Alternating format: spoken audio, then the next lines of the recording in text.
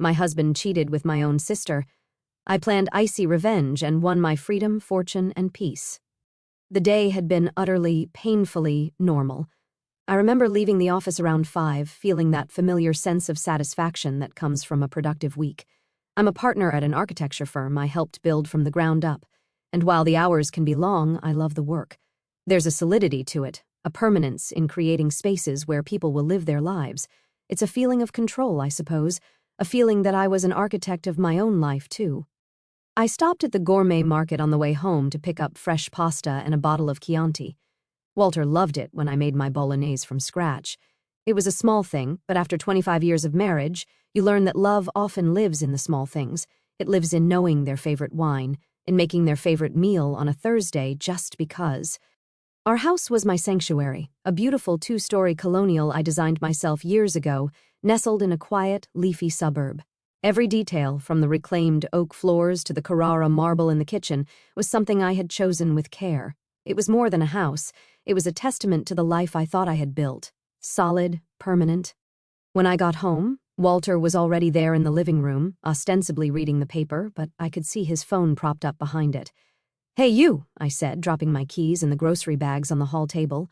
"Smells like you showered." "Long day," he said, folding the paper with a rustle. Thought I'd wash it off. He came over and gave me a perfunctory kiss on the cheek. It was routine, practiced, the kind of kiss that doesn't mean anything except habit. We made dinner together, or rather, I cooked while he leaned against the counter and told me about his day. His boss was a jerk. The quarterly reports were a nightmare. The usual complaints. I listened, offered sympathetic noises, and chopped onions. It was the familiar dance of our evenings, a choreography we'd perfected over 2.5 decades. After dinner, we settled onto the couch in the living room. It was a plush, custom-made sectional in a soft gray fabric that had taken me 6 months to choose. I remember thinking about that, the absurd amount of time I'd spent on paint swatches and fabric samples, all to create this perfect, peaceful home. The gas fireplace was on just for the ambience, its soft orange light flickering across the framed photos on the mantelpiece. Photos of our wedding, him looking so handsome and nervous in his tux. Photos of family vacations to the Grand Canyon, our faces wind-burned and smiling. Photos of my younger sister Brenda's college graduation, me and Walter standing on either side of her, beaming with pride. A whole life captured in polished silver frames. I was 52, an age where you believe the foundation of your life is set in stone. You've weathered the storms, you've raised your hypothetical children, you've settled into the comfortable, predictable rhythm of a long marriage. You think you know the person sitting next to you better than you know the back of your own hand. I picked up a design magazine and Walter was on his phone. He was supposed to be looking up reviews for a new French restaurant to celebrate our anniversary. 25 years, a quarter of a century. It felt monumental, a milestone that deserved champagne and celebration. But he wasn't looking at restaurants. His phone buzzed, a low, discreet vibration from inside his pocket. He pulled it out and his movements were just a little too quick, a little too guarded. He angled the screen away from me, a subtle shift of his body that screamed secrecy. It was a small thing, a tiny crack in the placid surface of our evening, but my architect's eye for detail, for things that are misaligned, caught it immediately. Then he smiled. It wasn't his usual smile. It wasn't the tired, end-of-the-day smile he gave me, or the polite, thin-lipped smile for the neighbors. This was a secret smile, a private, lit-from-within smile that made his eyes crinkle at the corners. My breath caught in my throat. It was the one he used to give me when we were first dating, back when a simple text from me could make him light up from across a crowded room. Seeing that smile now directed at a cold, glowing screen, it felt like a physical blow, a punch to the gut that left me winded. Another buzz, more smiling. He started typing with both thumbs, his brow furrowed in concentration, completely and utterly absorbed. The world outside of that little rectangle of light, the crackling fire, the soft music playing, his wife of 25 years sitting 3 feet away, had ceased to exist for him. "Find anything good?" I asked, my voice sounding strained and artificially bright to my own ears. He jumped, startled, as if he'd forgotten I was even in the room.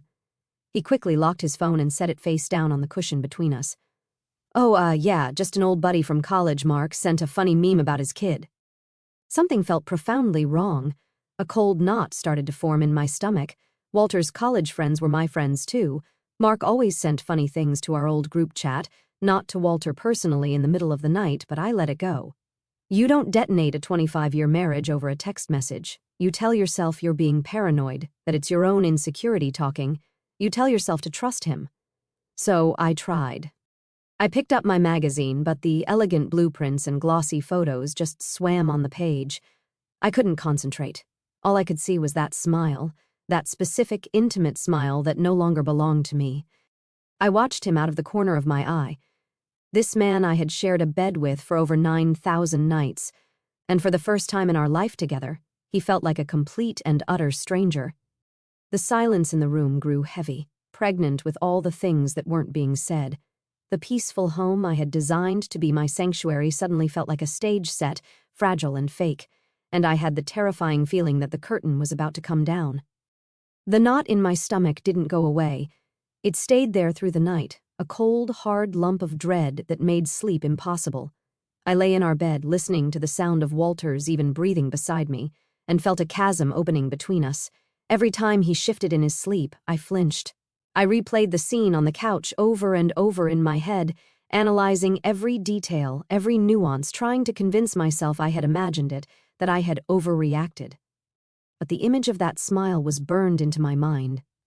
The next day, Friday, I tried to bury myself in work. I went to the office. I sat in meetings about load-bearing walls and zoning variances. I went through the motions of my normal, structured life, but it was like watching a movie of someone else's day. The little voice in the back of my head kept whispering, kept replaying that secret smile. I told myself I was being ridiculous. I was a grown woman, a partner in a successful firm, not some hysterical, insecure teenager. But the feeling wouldn't go away. That evening, the fragile peace I had tried to reconstruct was shattered for good.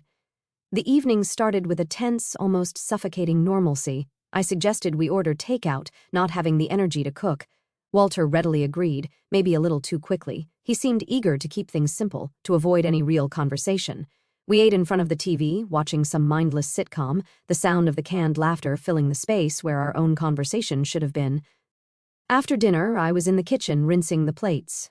Walter was leaning against the counter, scrolling through his phone again, the same posture, the same intense focus. I tried to ignore it. I told myself it didn't mean anything. His phone buzzed, a loud, clear notification sound. This time he'd left the volume on.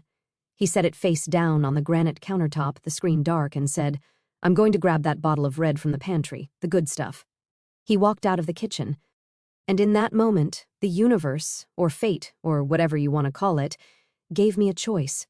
I could respect his privacy. I could turn back to my bubbling sink of soapy water, dry the plates, and live with the gnawing, corrosive uncertainty for the rest of my life. Or I could know. I stood there for a long 10 seconds, my heart hammering against my ribs. I could hear him rustling around in the pantry, humming a little tune. The sound was so normal, so domestic, it made the situation feel even more surreal. "Just turn it over, Audrey," the voice in my head urged. "You have to know." My hand trembled as I reached for the phone. It felt heavy in my hand, like it contained the weight of my entire future. The glass was cool and smooth against my skin. I took a deep, shuddering breath and flipped it over. The screen lit up, and there it was, a notification preview from a text message, clear as day.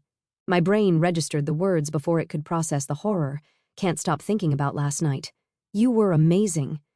For a split second, my mind reeled, trying to make sense of it. An affair. He was having an affair. The pain was sharp, immediate, a white-hot poker to the chest, but it was the name below the message that made the world stop spinning, the name that turned the sharp pain into a soul-crushing implosion that vaporized everything I thought I knew. It wasn't a name I didn't know. It wasn't some stranger, some coworker, some random woman I could hate from a distance. The name was Brenda, my sister, my baby sister, the little girl whose scraped knees I had bandaged, the awkward teenager I had coached through her first date, the maid of honor at my wedding who had given a tearful speech about how I was her hero, the woman whose photo was on my mantelpiece, smiling her bright, beautiful smile right next to mine. I couldn't breathe. The air was sucked out of my lungs as if by a vacuum. The sound of the running water in the sink faded into a dull, distant roar in my ears. I stared at the name, my sister's name, on my husband's phone next to those words, and my reality fractured into a million jagged pieces, It wasn't just a crack in the mirror anymore. The mirror had been smashed to dust, and the reflection staring back at me was a woman I no longer recognized, living a life that was a complete and utter lie. I heard the pantry door open. I heard Walter walking back towards me, the bottle of wine clinking against the corkscrew in his hand. He was still humming that little tune, completely and utterly oblivious. And I just stood there, frozen, holding the evidence of their unimaginable betrayal in my hand, the heat from the phone burning like a brand against my palm. Time seemed to slow down to a thick, syrupy crawl. I could feel the cold of the granite countertop seeping into my fingertips where I gripped the edge for support, the only thing keeping me upright. Walter stopped humming when he saw my face. The casual smile dropped from his lips.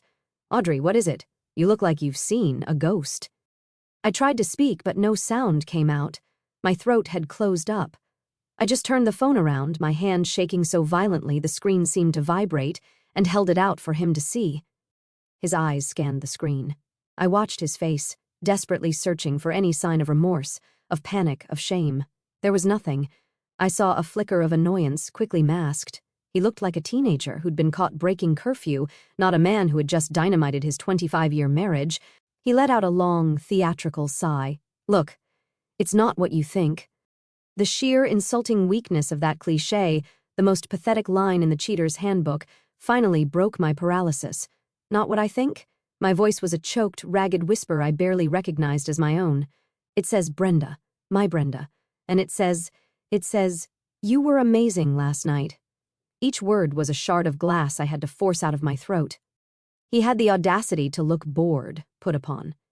He gently took the phone from my trembling hand and slipped it into his pocket, as if hiding the evidence would make it disappear. "You're overreacting. You're being dramatic." "Dramatic?" I whispered. Just then, the back door clicked open, and in walked Brenda. She was carrying a bag from a local bakery, a bright, cheerful smile on her face. "Hey, I was in the neighborhood and thought I'd bring dessert.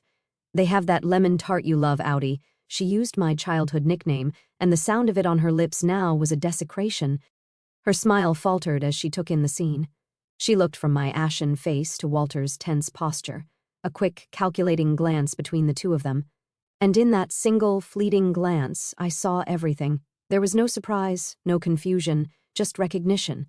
She knew. Of course, she knew. She wasn't an innocent party caught in the crossfire. She was the other combatant. I looked at my little sister, the woman whose secrets I had kept, whose tears I had dried, whose life I had celebrated as if it were my own. "Brenda," I whispered, the name tasting like ash and poison in my mouth. She didn't even try to deny it. She leaned against the doorframe, setting the bag with the tart on the floor. A slow, smug little smirk played on her lips. She looked at Walter and he looked at her, and a silent, triumphant conversation passed between them. And then it happened. The thing that broke me. The thing that killed the last shred of hope in my heart. Walter started to laugh. It wasn't a small, nervous chuckle. It was a full, deep-bellied laugh. A laugh of pure, unadulterated mockery, of relief that the secret was finally out. Brenda joined in, a high, tinkling laugh that sounded like breaking glass. They stood there in my kitchen, my husband and my sister, laughing at my pain, laughing at the utter destruction of my world. The sound echoed off my pristine marble countertops, a grotesque symphony of their shared betrayal. The blood drained from my face. I felt a strange, horrifying sense of detachment, as if I were floating near the ceiling watching this obscene little play unfold below. The woman standing there, her face a mask of silent horror, couldn't possibly be me. Through his laughter, Walter finally managed to speak, wiping a tear of mirth from the corner of his eye. "Oh, come on, Audrey," he gasped, still chuckling. "It's not that serious. What are you going to do, divorce me?" And in that moment, with their cruel laughter ringing in my ears, something inside me didn't just break, it died. The loving wife, the trusting sister, the woman who built her life around these two people, she ceased to exist. She turned to dust and blew away. And in her place, something cold and hard and silent began to form, like a diamond under unimaginable pressure. I didn't scream. I didn't cry. I didn't throw the heavy cast-iron skillet at his head, though the image flashed through my mind with vivid clarity. I just stood there, a hollowed-out shell. The laughter eventually died down, sputtering out into awkward silence when they realized I wasn't reacting. They looked at me, a little confused now, their shared amusement giving way to a flicker of uneasy uncertainty. "Audrey, say something," Walter said, his tone still light but with an underlying edge of command. He was used to me reacting, to us talking things through. My silence was a variable he hadn't accounted for. I didn't. I turned my back on them, a simple, deliberate movement. I walked out of the kitchen, through the dining room with the long mahogany table where we'd hosted so many family Thanksgivings, and started up the grand, curving staircase. Each step on the plush runner felt heavy, monumental. I could hear them following me, their footsteps hesitant on the hardwood floor below. "Where are you going?" "We're talking about this," Walter called after me, a note of panic creeping into his voice. But we weren't talking. They were laughing. I was done talking forever. I walked into our bedroom, the place that had been my sanctuary. The king-sized bed with the ridiculously high thread-count sheets I'd insisted on, the matching walnut nightstands, the life we had built contained in these four walls. I went straight to the walk-in closet, a space I had designed to be organized and serene. On the top shelf, covered in a canvas dust bag, was a set of expensive, hand-stitched Italian leather luggage. I'd bought it for Walter for our 20th anniversary, for that trip to Italy we'd taken. He'd loved it, bragging about it to anyone who would listen. I pulled down the largest suitcase. It was heavy, beautifully made, a symbol of our shared history, of our travels, of our life together. I laid it on the pristine white duvet of our bed and unzipped it with a firm, decisive pull. They were standing in the doorway now, watching me, their expressions a strange mix of apprehension and lingering arrogance. "What are you doing?" Brenda asked, her voice laced with mocking curiosity. "Packing his bags for him? Kicking him out? A little dramatic, don't you think?" I ignored her. I walked over to my side of the closet. My clothes hung in neat, orderly rows, organized by color and season. My silk blouses, my work suits, the beautiful cocktail dress I wore for date nights that had apparently been a complete and utter lie. With a strange, detached calm, I began to take them off the hangers. One by one, I folded them carefully, my hands moving with an eerie precision, smoothing out the wrinkles, and placed them inside the suitcase. His suitcase, the dress I wore to my father's funeral, the sweater he gave me for Christmas 5 years ago. Each item was a memory, a piece of our shared story, and I was packing it all away. The silence in the room stretched, thick and suffocating. The only sound was the soft rustle of fabric, the quiet click of hangers. Their amusement was rapidly fading, replaced by a dawning, horrified understanding. Brenda was the first to finally process what she was seeing. Her voice was a sharp, disbelieving hiss. "Wait, are you packing your clothes in his suitcase?" I continued to pack. My favorite cashmere sweater, my comfortable jeans, my workout clothes. Everything went in. I was a machine, methodical and silent. The cold, hard diamond of resolve inside me was in control now. It was directing my hands, my feet, my every move. They had wanted to see what I would do. I was going to show them, and I wasn't going to say a single solitary word while I did it. Their panic was now palpable, a frantic energy radiating from the doorway. "Audrey, stop this. This is childish. This isn't funny," Walter said, his voice taking on a sharper, more commanding edge. The laughter was a distant memory, replaced by the nervous bluster of a man who was realizing far too late that he had fundamentally miscalculated. He had assumed tears, arguments, maybe a plate thrown against a wall. He had not anticipated this cold, silent, methodical dismantling of their life. I ignored him. After packing my essential clothes, I walked into the expansive master bathroom. I grabbed my toiletries from the marble vanity, my expensive face cream that he always complained about the cost of, my Chanel perfume he bought me for my 50th birthday, my electric toothbrush. Everything went into a travel bag and then into the suitcase. They just stood there watching, two useless statues of flesh and blood. My silence was a wall of reinforced concrete they couldn't penetrate. I zipped up the large suitcase with a final, satisfying tug and set it on the floor. Then I went back into the closet and pulled down the matching leather carry-on, the beautiful bag we'd used for weekend trips to the wine country. "Hello?" Earth to Audrey. "Are you seriously giving me the silent treatment?" Walter's voice was getting louder, bordering on a shout. "So I messed up. It's a big deal, I get it. But you don't just do this. You don't throw away a family. Our family?" I thought as I started packing my shoes. You torched our family and used the flames to keep you warm. I packed my laptop, my work files, the antique silver picture frame from my desk that held a photo of my parents. As I packed, I sat on the edge of our bed, the bed where I had slept trustingly beside a liar for who knows how long, and pulled out my phone. My fingers were surprisingly steady. Walter and Brenda exchanged a nervous glance. "What are you doing on your phone now?" Brenda asked, her voice shrill. I opened my banking app.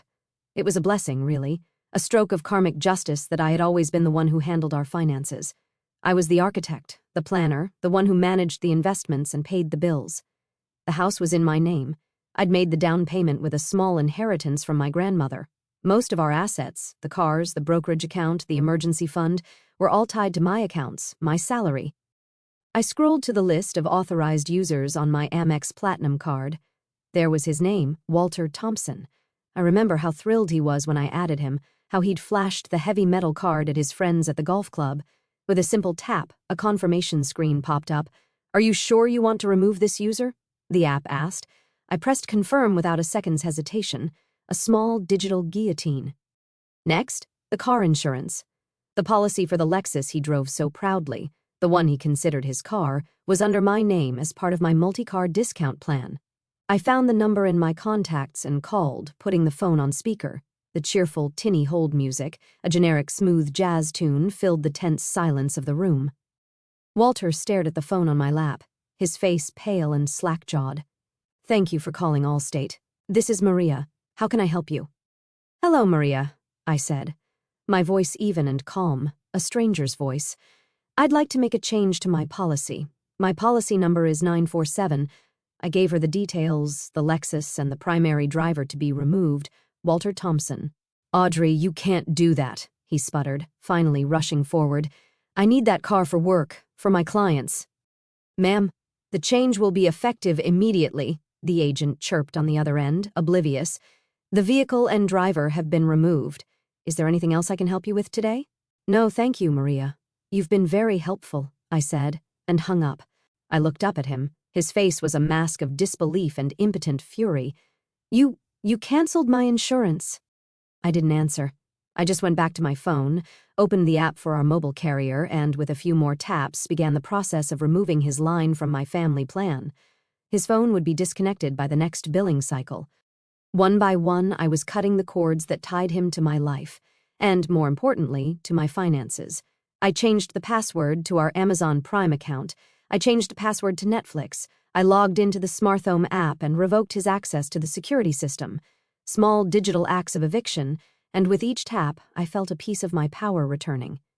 The look on their faces was a grotesque mixture of panic and sputtering indignation. Brenda, who had been silently observing with a look of smug superiority, now looked genuinely frightened. The foundation of the comfortable, subsidized life she was trying to insert herself into was being demolished before her very eyes. "This is insane," Walter stammered, running a hand through his thinning hair.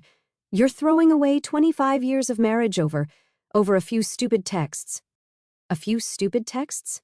My voice was dangerously low, a growl that came from the depths of my shattered soul. It was the first time I'd spoken directly to him in what felt like an eternity. The cold diamond of resolve inside me was now heating up, turning into a white-hot, focused rage. I held out my hand. "Give me your phone." "What?" "No," he said, clutching it protectively to his chest, like a child with a toy. "Walter," I said, my voice leaving no room for argument or negotiation. "You can give it to me now, or I will consider that a full and complete confession, and my lawyer will subpoena it in the divorce proceedings. And trust me, it will look much, much worse for you then. Your choice." I knew using those words would get his attention. It did. He hesitated, his jaw tight with fury, then practically threw the phone at me. It landed softly on the duvet. I picked it up. I unlocked it. The passcode was 1125, the birthday of our first dog, a goofy golden retriever named Sadie, who had died 10 years ago. He hadn't even bothered to change it. The intimacy of that knowledge, the shared secret of that number, now felt like a violation. I opened his messages with Brenda. It wasn't just a few texts. It was a novel, an epic of deceit. It went back months. I scrolled and scrolled, my heart turning to a block of ice in my chest. The sheer volume of their communication was staggering, good morning texts, good night texts, flirtatious banter during the workday. Then there were the pictures of my sister in lingerie I had never seen, posing suggestively in what looked like a hotel room, pictures that made me physically ill. There were inside jokes, cruel nicknames for me, vile comments about my work, my friends, my body. They had built a whole secret world, and the foundation of that world was their shared contempt for me. Then I found it. The thread from last month. Walter had told me he was going on a business trip, a sales conference in Florida. I had helped him pack. I had driven him to the airport at 5 a.m. I had texted him every night telling him I missed him. It was all a lie. The messages laid it out in sickening, pornographic detail. It was a romantic getaway with Brenda. She had flown down to meet him. They'd stayed at the St. Regis, a 5-star luxury beach resort. And the worst part, the final, soul-crushing blow, I found the email confirmation he had forwarded to her, the one with the final bill. It had been paid for with my American Express card, the one I had just canceled. The trip had cost over $8,000. My hands were shaking now, not from weakness, but from pure, unadulterated fury. I looked up from the screen, my eyes locking onto theirs. They both looked away, unable to meet my gaze. I decided to read one of the messages out loud, my voice dripping with venom. Brenda, does she suspect anything? Worried she'll check the credit card statement. I paused, letting the words hang in the air like toxic smoke. Walter, not a clue. She's too busy managing her little empire to notice me. Besides, she thinks my promotion is coming through, so she won't question any expenses right now. She's predictable. My little empire, the business I had built from the ground up with sleepless nights and weekends sacrificed at the altar of its success. The business that paid for this house, for his Lexus, for his golf club membership, for their secret, sordid vacation. The rage was so intense I felt like I might actually combust.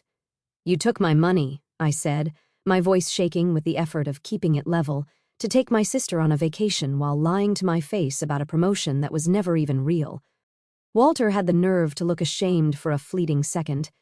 Brenda, however, just crossed her arms, her chin jutting out in defiance. He deserved a little fun, she said, her voice dripping with poison. You've been so wrapped up in your work for years, you barely pay attention to him anyway. What did you expect? That was it. The final, unforgivable betrayal. Not just the affair, not just the theft, but the justification, the blame. In their twisted, selfish minds, this was somehow my fault. The last vestiges of love, of history, of family connection I had for either of them evaporated in that moment, replaced by nothing but a vast, empty expanse of contempt. I felt a strange, chilling clarity. The path forward, which had been a chaotic mess of pain and confusion moments before, was now illuminated by the harsh, bright fire of my anger. There was nothing left to salvage here, nothing left to say to these two monstrously selfish people. I closed his phone and tossed it onto the bed. Then I pulled up my own phone again for the last time in this house. My fingers flew across the screen, my movements swift and precise. What now? Walter asked, his voice weary, like he was speaking to a wild animal he wasn't sure would attack. Who are you calling now? My mother. I didn't answer him. I dialed my best friend, Janice. We'd been friends since college, had seen each other through everything. She picked up on the second ring.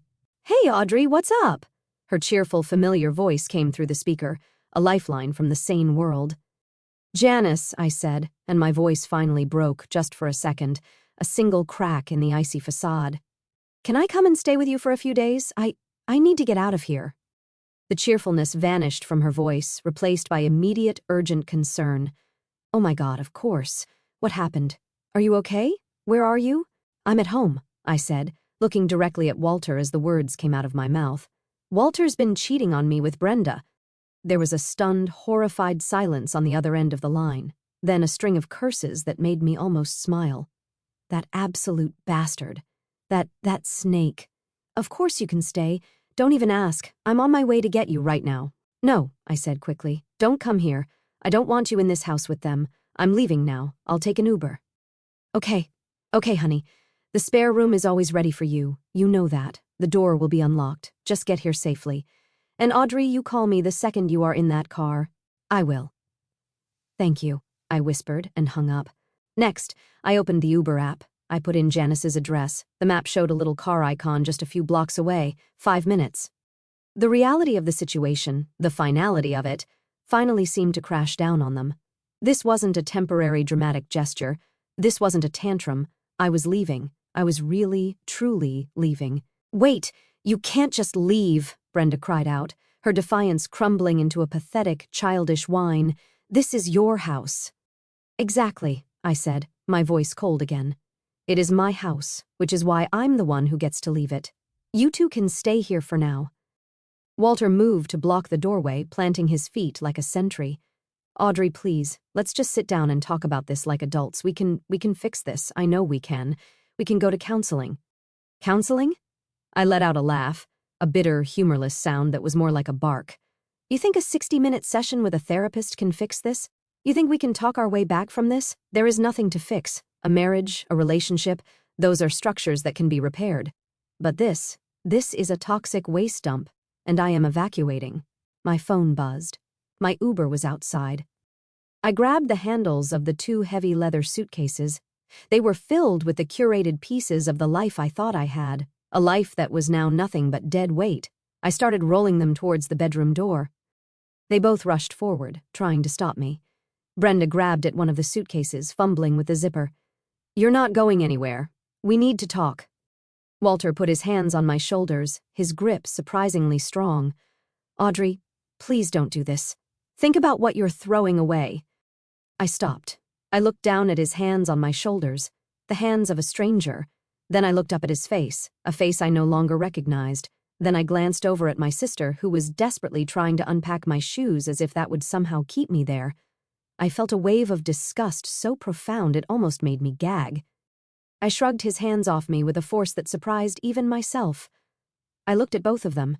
These two people who had been the twin pillars of my universe, now just pathetic, selfish strangers standing in the wreckage they had created. "You asked me what I was going to do," I said, my voice steady and clear and final. "I'm going to live without either of you." And with that, I rolled my suitcases past them, down the grand staircase and out the heavy oak front door of my house for the very last time. I didn't look back. I didn't dare. The cool night air hit my face like a slap, shocking me back into my own body. The Uber, a clean black sedan, was waiting at the curb, its engine humming quietly. The driver, a kind-faced man with graying temples and a gentle smile, got out immediately when he saw me struggling with the heavy bags. "Here, ma'am, let me get those for you," he said, his voice soft. He expertly lifted the suitcases and settled them into the trunk. He must have seen the look on my face, the tear tracks on my cheeks, the tremor in my hands, because he didn't ask any questions. He just opened the back door for me and gave me a simple, sympathetic nod. The moment I slid into the back seat and the door clicked shut, the adrenaline that had been coursing through my veins for the past hour vanished as if a switch had been flipped. It left behind a hollow, cavernous emptiness that was almost worse than the rage. The car pulled away from the curb and I watched my beautiful home, the one with the perfectly manicured lawn and the welcoming gas lights I'd had installed last year, recede in the darkness. My home, my sanctuary, and they were still in it. The thought was a physical violation. Then my phone, which I was still clutching in a white-knuckled grip, started to blow up. First, it was Walter. The screen lit up with his name and photo, a picture of us in Napa, smiling a lifetime ago. I stared at it, then pressed the red button to decline the call with a vicious jab of my thumb. A second later, a text message appeared. "Audrey, pick up the phone. This is insane. You're behaving like a child." I ignored it. Then Brenda. Her name popped up and a fresh wave of nausea and betrayal rolled over me. I declined her call too. A string of texts followed, one after the other, a rapid-fire assault. "You can't do this to us. This is your family you're walking out on. You are destroying everything with your selfishness." I was destroying everything. The sheer, breathtaking audacity of it all was almost impressive. The phone kept buzzing, vibrating against my leg, a relentless electronic tether to the two people I now despised more than anyone on earth. It felt like they were trying to pull me back, to drag me back into the toxicity and the lies through that little glowing device. Walter called again. This time, a voicemail notification popped up. Then Brenda, then Walter again. I watched the screen light up with their names flashing in the dark car like warning signals. With 2 decisive taps, I found their contacts and I blocked them. The buzzing stopped. The silence in the car was suddenly deafening, broken only by the soft hum of the tires on the asphalt. And in that quiet, as the familiar streetlights of my neighborhood blurred past the window, it finally hit me. The full, crushing, tectonic weight of it all. 25 years of marriage, 50 years of sisterhood, gone. Vaporized in a single night of cruel laughter and breathtaking betrayal. I looked out the window at the blurry lights of other people's homes, other people's normal lives, and realized silent tears were streaming down my face again, the salt from them stinging the raw skin on my cheeks. I wasn't sobbing. It was a quiet, hopeless kind of weeping for a life that was now over, for a future that had been stolen from me. The driver glanced at me in the rearview mirror, his expression full of concern. "Everything all right, ma'am?" he asked softly.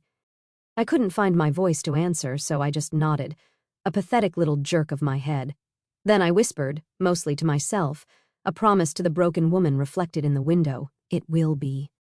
And in the quiet of that car, with my whole world packed into a suitcase that wasn't even mine, I felt completely and utterly alone. But telling this story, sharing this with you, it makes me feel a little less alone. If you're still listening, please help me by liking this video and commenting the number 1 below. So, I know you're my amazing supporters, and I understand that you're with me on this journey. Your support is an incredible encouragement from me. Please comment the number 1 so I can recognize you. And now, please listen as I continue my story. The first night at Janice's was a blur of shock and exhaustion. She met me at the door, wrapped me in a huge hug, and didn't let go for a full minute. She didn't press me for details, didn't ask 1,000 questions. She just guided me to her spare room, a cozy, safe space, and brought me a cup of tea and a Xanax. I think I slept, but it was a restless, dream-filled sleep haunted by the sound of their laughter. I woke up on Saturday morning feeling like I'd been in a car crash, every part of me aching, but the cold core of resolve inside me was still there. It had hardened overnight into something unbreakable. Janice was my rock. She sat with me at her kitchen table while I stared into a coffee cup, and when I was ready, she didn't offer platitudes. She offered a plan. "Okay," she said, her voice firm. "What's the first step?" "A lawyer," I said, my own voice surprising me with its steadiness. "Not just any lawyer. The best, most ruthless divorce lawyer in the city." Janice nodded, already typing on her laptop. "I know a guy. They call him the Shark. He handled my cousin's nasty divorce." By 9 a.m. On Monday morning, I was sitting in the sterile, overly air-conditioned office of Mr. Arthur Henderson, a man with a shock of white hair, piercing blue eyes, and a reputation for being a shark in a $3,000 tailored suit. I needed a shark. The office was on the 40th floor with a panoramic view of the city I had helped build. I felt a small, grim sense of irony. I told him everything. I laid it all out on the polished surface of his mahogany desk, the 25-year marriage, the fact that I was the primary earner with documentation to prove it, the house in my name purchased with my inheritance. I explained the financial entanglement, the cars, the accounts. Then I told him about Walter and Brenda and the events of Thursday night. I had saved the texts from their phones and the unblocked numbers. I played him the voicemail messages they had started leaving, a pathetic, chaotic mix of feigned remorse, angry accusations, and desperate pleading. Mr. Henderson listened patiently, his face impassive, occasionally jotting down a note on a yellow legal pad. He didn't interrupt. When I finally finished, my throat raw, he took off his gold-rimmed glasses and polished them slowly with a silk cloth. "Well, Audrey," he said, his voice calm and deeply reassuring, "this is a mess, a heartbreaking, despicable mess. But from a legal standpoint, it's remarkably clean." He confirmed what I already suspected. Since I was the sole owner on the deed to the house, Walter and Brenda were, in legal terms, tenants at will with no lease. They were my guests, and their invitation had been well and truly revoked. "We will begin the divorce proceedings immediately, citing adultery with extreme prejudice," he explained, his voice crisp and professional. "We will also file for an emergency order to freeze all joint assets, though it sounds like there are very few, and most importantly, we will serve them with a formal, legally binding eviction notice. They will have 30 days to vacate your property. If they refuse, we will have them removed by the county sheriff." The words felt both terrifying and empowering. Eviction, sheriff. This was real. This was the mechanism of my freedom. He drafted the papers right there, his paralegal flying into action. The formal notice was dispatched with a process server that very afternoon. I paid the extra fee to have it served immediately. I pictured the scene, A stern-looking stranger showing up at the door of my beautiful house and handing them the crisp, cold legal documents demanding they leave. Their reaction was immediate and nuclear. My phone, which had been blissfully quiet since I'd blocked them, started vibrating with notifications from unknown numbers and newly created email addresses. They had resorted to new tactics to bypass my blocks. The emails were a torrent of rage and delusion from Walter using a new Gmail account, an eviction notice. After everything I've given to this family, after all the support I've given your career, you'll be hearing from my lawyer. You can't just throw me out on the street. I have rights. From Brenda, from an equally new account. You are a cold, heartless monster. I am your sister. I have rights as a resident. I'm not going anywhere. This is my home too now. I forwarded every single message to Mr. Henderson with the simple note, "For your files." He replied almost instantly, "Excellent. Every message is another nail in their coffin. Keep documenting everything." The battle lines had been drawn. They thought they could bully me, that they could intimidate me into backing down with empty threats. They had forgotten who they were dealing with. They had forgotten that I was the one who built the empire they were so comfortably squatting in. And I was about to remind them, with the full force of the law behind me. I knew it was coming. I had been dreading it more than the confrontation with Walter and Brenda, more than the meeting with the lawyer, the phone call. It came on a Saturday morning, a week after I'd left. I was at Janice's kitchen table, sketching designs for a new project on a notepad, trying to find some semblance of normalcy in the meticulous, ordered world of lines and angles. The phone rang and the caller ID showed a number I knew as well as my own mom. My hand hovered over the phone. A part of me, the wounded child part, wanted to just let it ring, to retreat back into the safe cocoon of silence I was building around my shattered heart. But the architect in me, the part that confronts problems head-on, knew I couldn't. I had to face this. I took a deep, fortifying breath and answered. "Hello, Mom." "Audrey, thank God." Her voice was frantic, breathless with a manufactured drama I knew all too well. "I've been calling and calling. Brenda finally told me what happened.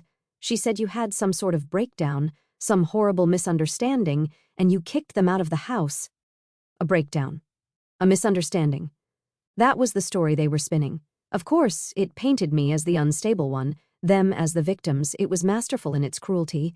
"That's not what happened, Mom," I said, my voice tired, devoid of the energy needed for this fight. "Audrey, how could you do this?" She barreled on, not listening. Her words a tidal wave of guilt.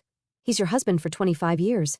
And Brenda, my God, Audrey, she is your sister, your baby sister. She called me sobbing, said she has nowhere to go.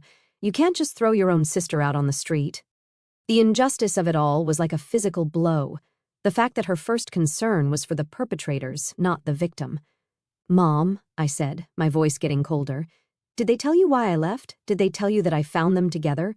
That they've been having an affair for months behind my back, in my house, spending my money?" There was a pause, a short telling silence.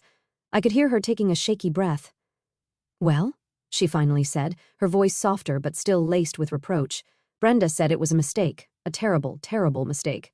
She feels awful.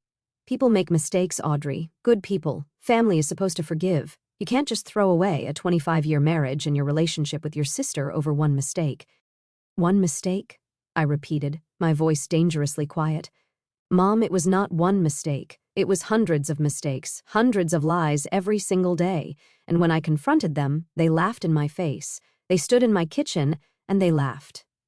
"Brenda is very fragile right now," my mother continued, her voice taking on a whiny, pleading tone I despised. "She's always looked up to you, and Walter is your husband. For better or for worse, remember your vows. You owe it to your family, to your father's memory, to try and work this out." That was the word that did it. "Oh." "Oh, them?" I said, my voice now like ice. "I owe them nothing. I have given them everything for years. I paid for Brenda's graduate school application fees. I gave Walter a no-interest loan to start his failed consulting business. I paid for their secret vacation. What I owe is to myself. I owe it to myself to not be a doormat, to not be a fool, and to not allow my home to be a brothel for my husband and my sister. They have 30 days to find a new place to live.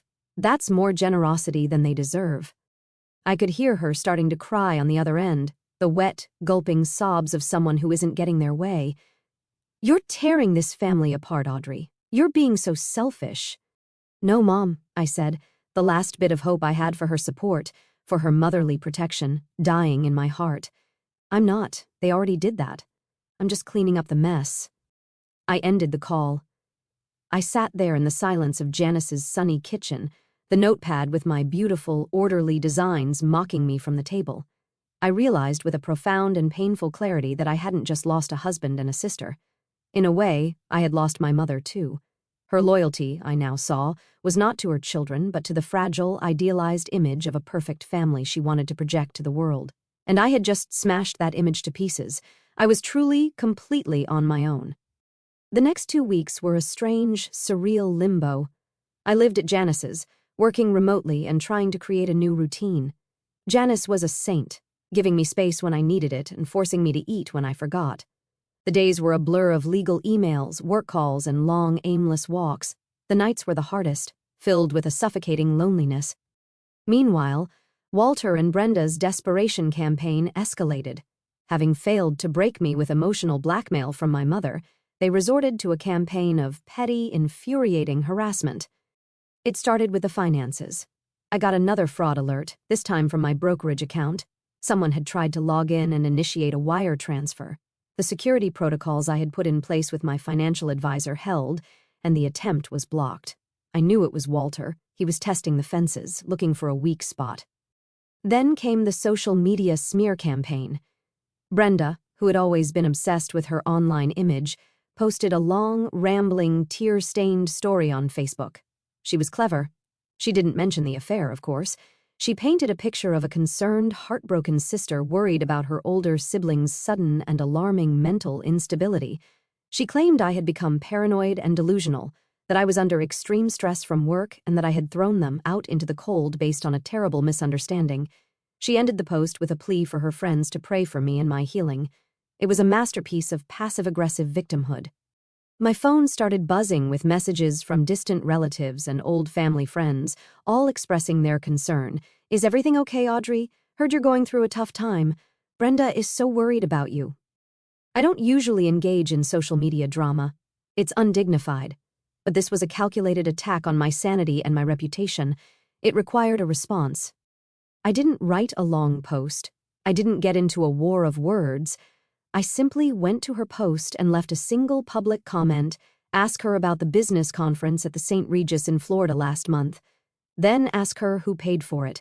I have the credit card receipts charged to my account. It seems misunderstandings are quite expensive these days. The comment section exploded. People started asking questions. Within an hour, Brenda's entire post and all the comments had been deleted. But they weren't done. The pettiness escalated into the bizarre. My weekly grocery delivery from Fresh Market was mysteriously canceled. My subscription to the New York Times was suspended for non-payment even though it was on autopay.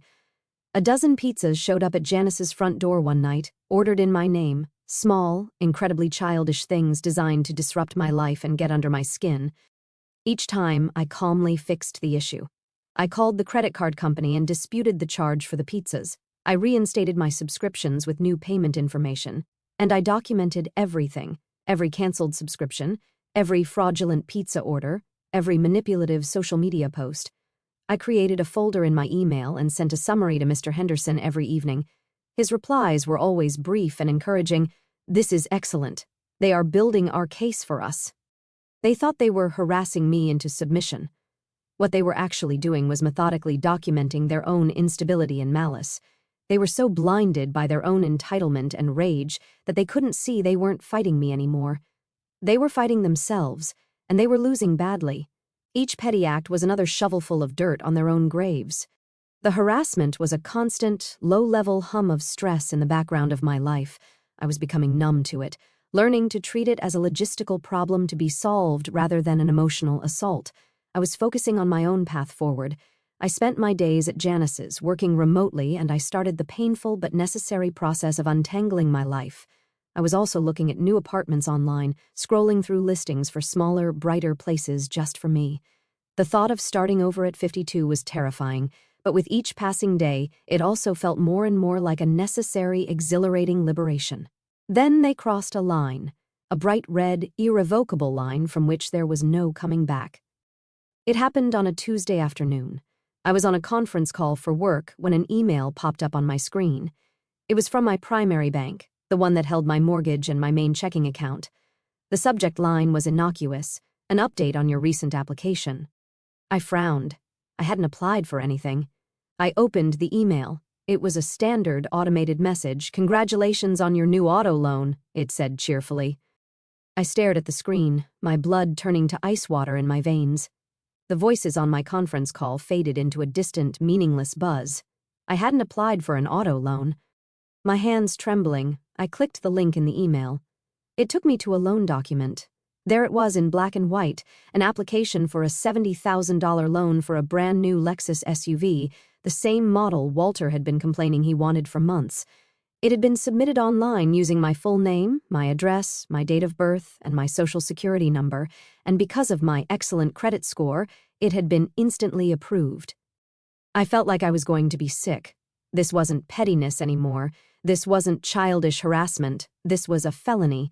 This was calculated criminal identity theft. They were trying to saddle me with crippling debt to ruin the financial stability I had worked my entire life to build.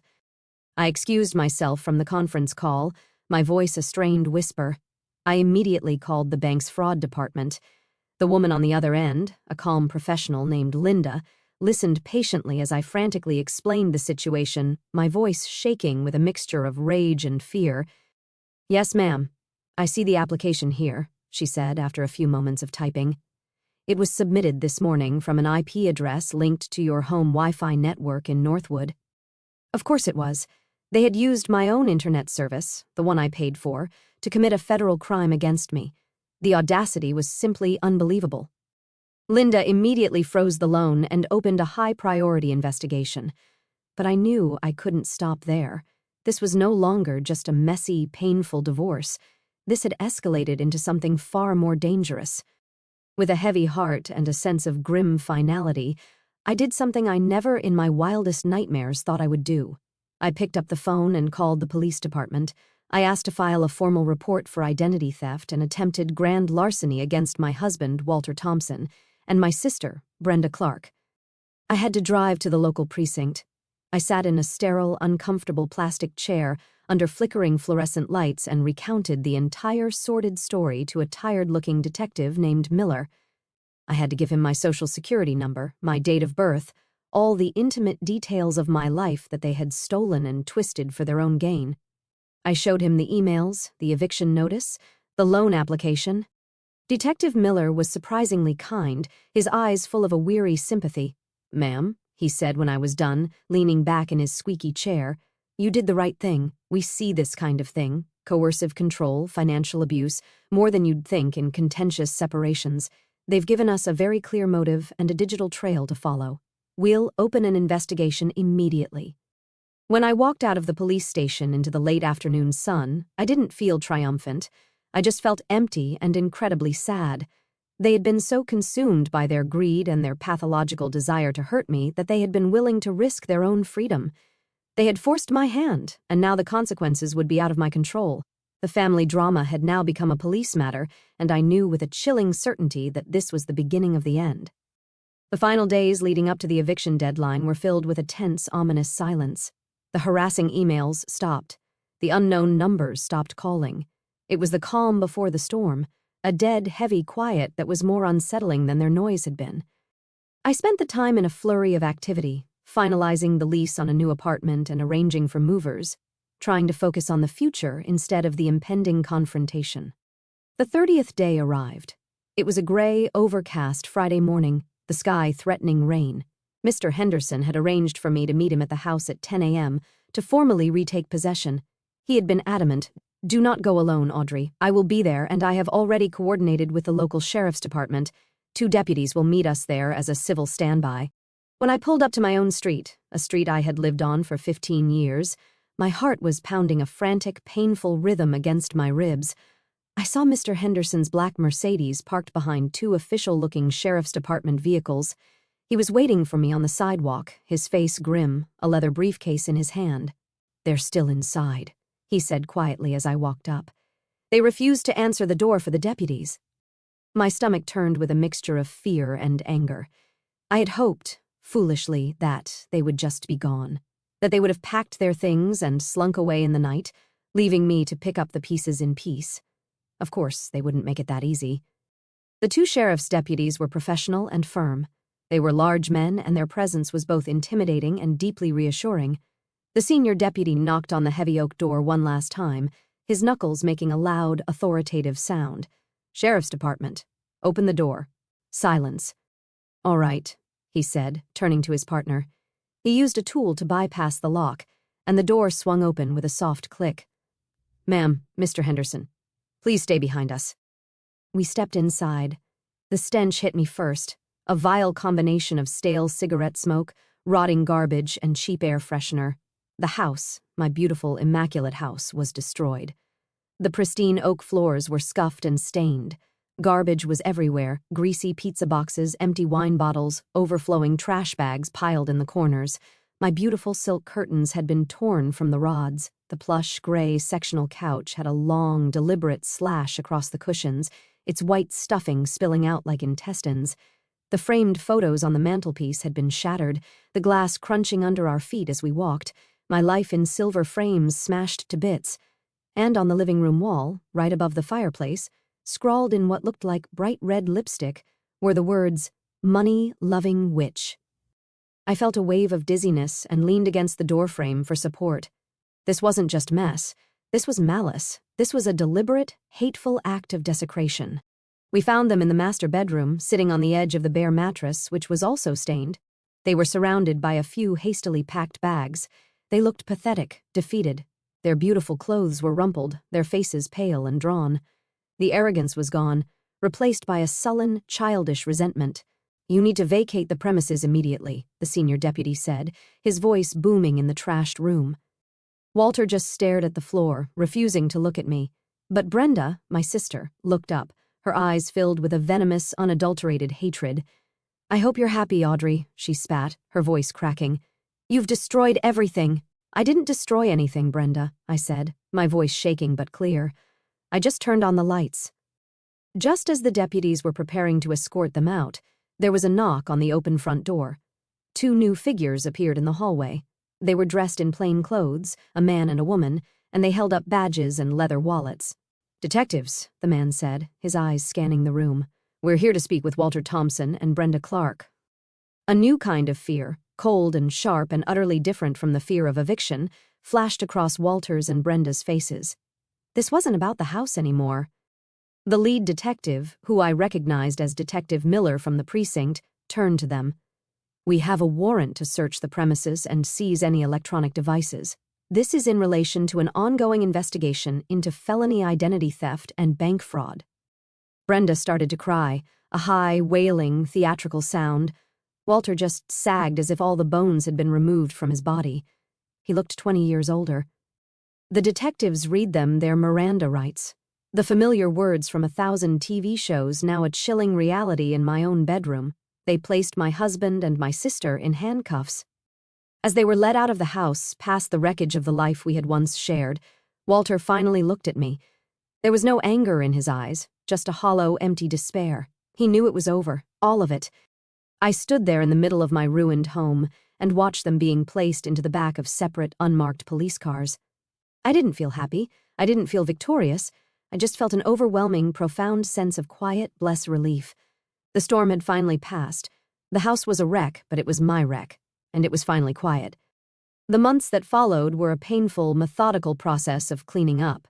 There was the physical cleanup, which required a professional crew who specialized in biohazards and property damage. It took weeks.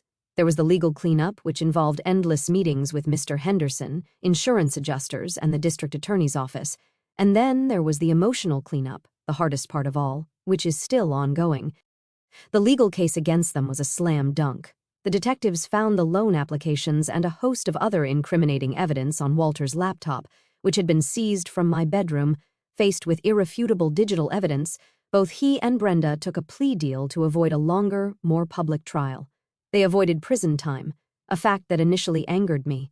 But Mr. Henderson helped me see it differently. "A trial would have been a circus, Audrey," he'd said. "This is cleaner, and the consequences are still severe." He was right. They were each sentenced to 5 years of probation, ordered to pay restitution for the damages to the house, and had to complete 500 hours of community service. They both now had felony criminal records. Their professional and personal lives were in ruins. Walter was fired from his job. Brenda's nursing license was put under review. They had become pariahs. The divorce was finalized quickly and quietly.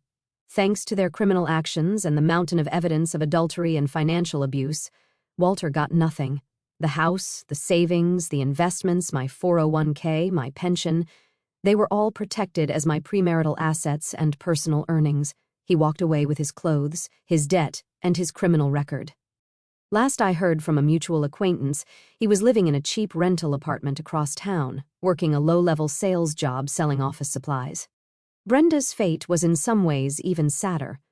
Our mother, finally forced to confront the ugly, undeniable truth, was devastated. She tried to support Brenda, but their relationship, already strained, fractured under the weight of the shame and disappointment. Brenda lost most of her friends, who were horrified by what she had done. She moved 2 states away to live with an aunt, trying to escape her ruined reputation. We have not spoken a single word since the day she was arrested. Sometimes I wonder if I'll ever hear from her again. As for me, I couldn't bear to stay in that house. I couldn't sleep in that bedroom or cook in that kitchen. It was tainted with too many bad memories, stained by their betrayal. I had the professional crew restore it to its former beauty, every wall repainted, every floor refinished, and then I put it on the market. It sold in a week.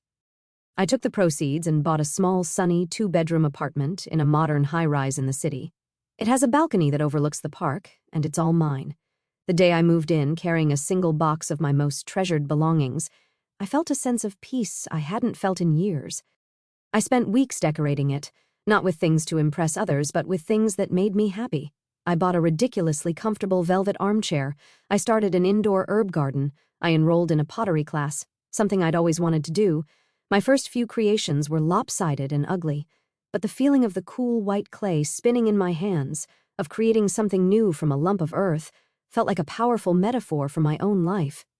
One day, I was cleaning out the last few boxes from the move, and I found them tucked away in the back of the storage unit, the expensive Italian leather suitcases I had bought for Walter all those years ago, the ones I had used to pack my things on that terrible night. I stood there for a long time, just looking at them, these symbols of a life and a love that had been a lie. I didn't hesitate. I dragged them down to the building's large dumpster and threw them in one after the other. They made a satisfying thud as they hit the bottom.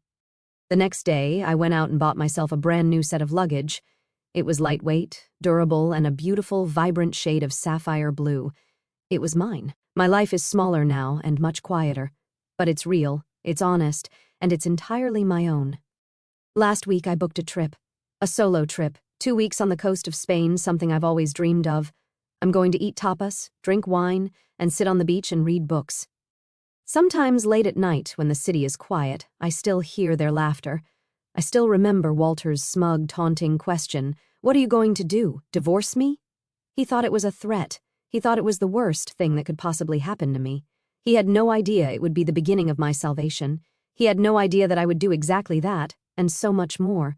I would not only divorce him, I would dismantle the life he took for granted. I would hold him and my sister accountable for their crimes. And I would build a new life from the ashes, a life of my own making, one carefully chosen piece at a time. And that's my story. It was the hardest, most painful thing I've ever been through, but I came out the other side. If you've ever felt betrayed, if you've ever been made to feel small or foolish, I hope hearing this lets you know that you are not alone, and that you are so much stronger than you think. Thank you for listening.